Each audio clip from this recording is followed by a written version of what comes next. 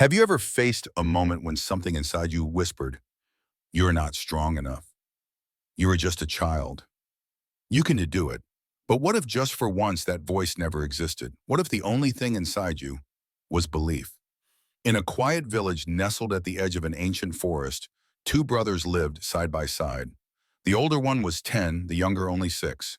Though small in years, their hearts were vast, filled with curiosity, laughter, and a fearless spirit that bound them closer than blood ever could. Every afternoon, they would wander the fields and chase clouds in the sky. The world was their playground, and they were its bold explorers. One ordinary day, their little feet led them farther than usual toward the edge of the village, where the forest whispered secrets only the brave dared to hear. Drawn by wonder, they entered.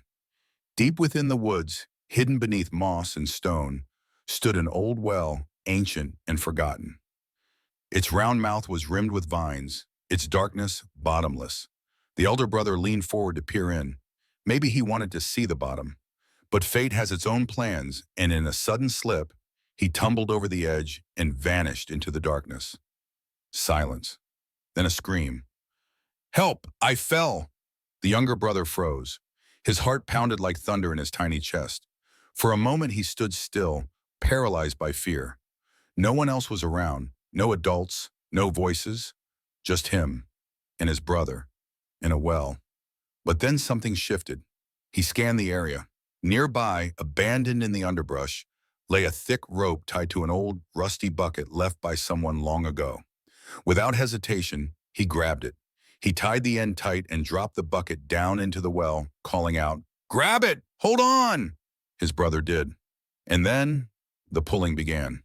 With hands that had never lifted more than a toy, the younger brother started to pull. Inch by inch, his arms shook. His breath grew short. The rope bit into his palms. But he didn't stop. Not even once. He had no time for doubt, no space for fear. He didn't think about whether he could, he simply knew he had to. Minutes felt like forever. But at last, the older brother's hands emerged, then his shoulders, then his full body scraped, bruised but alive. The two collapsed beside the well, hugging, crying, their hearts pounding in unison. They had done it, together. Back in the village, their story spread quickly. But instead of admiration, most villagers reacted with disbelief. A 6-year-old pulled his brother up? Impossible. Maybe the older one climbed on his own. No child could have such strength. All except one man, the village elder. He was old, wise, and rarely spoke. But when he heard the story, he gathered the people and said, "The boy succeeded because no one told him he couldn't." There were no voices saying, "You are too small," no one around to say, "You are too weak." So he believed, and that belief became strength. The villagers fell silent. For the first time, they truly understood. You see, most people live with invisible chains, not physical ones, but words, doubts, and fears wrapped around their minds like vines. They hear you are not smart enough, you are too young, you are not the kind of person who does great things.